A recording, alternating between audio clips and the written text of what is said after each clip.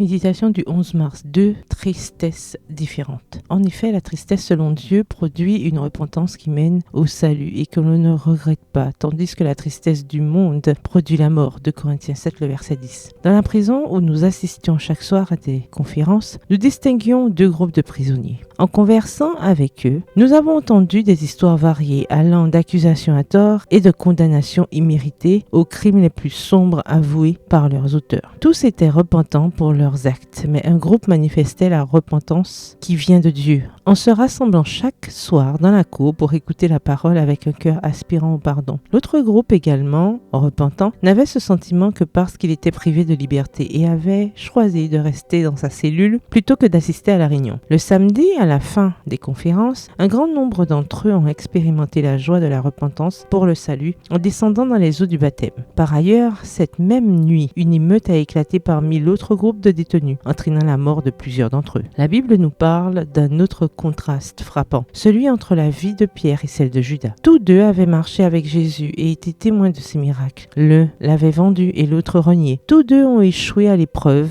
et leur péché était tout aussi grave, même si leur motif était très différent et allait bientôt être exposé. Leur repentance a également été motivée par 2 forces très différentes. Pierre, en voyant la souffrance de Jésus, s'est attristé de son péché et s'est repenti pour le salut, ce qui a eu pour conséquence de transformer sa vie, qu'il a mise au service du Maître. Judas, quant à lui, voyant que Jésus n'était pas libéré de ses oppresseurs, a également ressenti de la tristesse, mais celle-ci a été provoquée par l'orgueil, la honte et le dira-t-on. Cela l'a amené à mettre fin à ses jours. Ce n'est pas très différent aujourd'hui. De nombreuses personnes laissent des lettres demandant à leurs proches de leur pardonner leurs mauvaises actions. Issus de la tristesse du monde, leurs remords les conduisent à la mort. Nous commettons tous à un moment ou à un autre des erreurs envers Dieu, envers nous-mêmes et envers nos proches. La bonne nouvelle, c'est que si nous allons à Jésus et que nous lui confions notre chagrin, son Saint-Esprit nous guidera vers le vrai repentir qui mène au salut. PS, heureuse dans le vrai repentir. Bonne journée, que l'Éternel vous bénisse.